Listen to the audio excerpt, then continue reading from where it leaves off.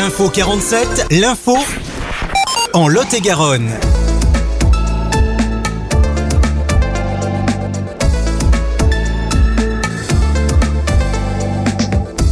Je suis avec Karine Duc, donc présidente de la Chambre d'agriculture Lot-et-Garonne. Aujourd'hui, c'est un rassemblement qui se veut consensuel et unanime auprès de tous les acteurs de l'agriculture du département et les élus. Donc toutes les coopératives, tous les négoces, toutes les structures, pour qu'on dise unanimement qu'il y a urgence à soutenir l'agriculture lot-et-garonnaise, mais surtout française bien sûr, et qu'on adhère tous vers une direction qui me semble être évidente et que l'on voulait porter aux yeux de tous et qui fait l'unanimité aujourd'hui, c'est-à-dire un moratoire vers un allègement des contraintes et de ce qui nous entrave pour qu'on puisse enfin avancer et que l'agriculture arrive à se remettre en bonne position pour survivre. Il y a un an, vous étiez également ici au rendez-vous pour d'autres revendications, peut-être les mêmes. Au bout d'un an, rien n'a changé, un gouvernement qui ne vous écoute pas. Oui, mais de toute façon, si la crise repart avec la goutte d'eau qui fait déborder le vase, cette fois-ci, c'est la DNC, la dermatose nodulaire contagieuse.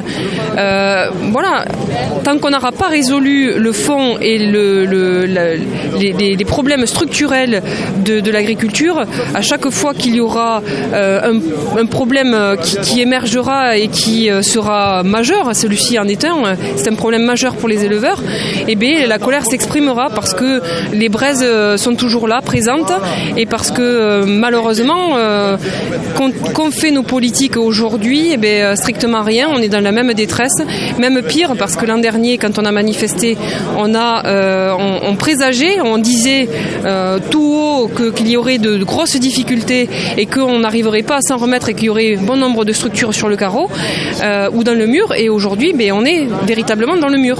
On y est. Il ne s'est rien passé. Et c'est catastrophique. Donc on a besoin aujourd'hui de ne pas être seul dans ce combat et que l'ensemble de la population et que toutes les corporations de près ou de loin, et je vois aujourd'hui du BTP, des restaurateurs, etc., de tout le monde qui se sent concerné par nos problèmes, que chacun dans ses proportions et dans sa mesure arrive à appuyer notre mouvement et à faire en sorte que l'on arrive à capter des solutions.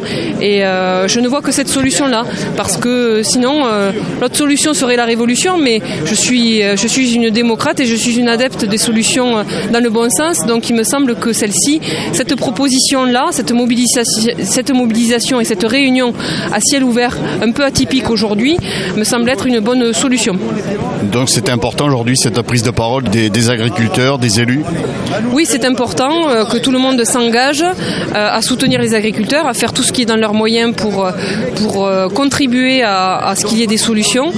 Tout est important, l'heure est trop grave et la situation est tellement critique qu'on ne peut pas se passer d'un quelconque soutien, et il faut que tout le monde se sente concerné parce que c'est l'agriculture, mais c'est aussi leur assiette, c'est leur quotidien, c'est leur paysage, c'est leur ruralité, c'est leurs voisins, c'est leur famille, c'est tout le monde. Donc du coup là, vous avez donné rendez-vous, si rien ne bouge d'ici là, après les fêtes? Oui, il faut que les corps se reposent un peu pendant les fêtes, et parce qu'on ne voit pas souvent nos familles, parce qu'on travaille, on a de longues heures de travail. Noël et les fêtes sont précieuses, il me semble, et ça laisse un temps de travail pour le Premier ministre et le Président de la République, s'ils le souhaitent, et en fait un dernier ultimatum, un dernier délai de travail, et ensuite effectivement début janvier on repart de plus belle et on repart massivement. Les plans sont structurés, voilà, ils savent très bien où on en est aujourd'hui. S'ils veulent de l'apaisement, on leur propose, on leur donne même la solution. Ils n'ont qu'à acter, et s'ils ne veulent pas l'apaisement, eh bien nous monterons encore une fois d'un ton de plus. Le fait que la signature du Mercosur a été reportée en janvier, c'est quoi? C'est de la poudre aux yeux? Oui, c'est de la poudre aux yeux, effectivement.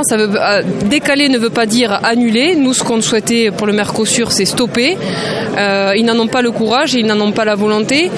Donc on voit bien que sur ce sujet-là, mais comme tous les autres sujets qui nous affectent et qui nous touchent, on ne peut pas leur faire confiance. Donc on a besoin d'acter ce moratoire-là, non pas de suspendre ou de reporter le Mercosur, mais d'avoir des lignes fermes.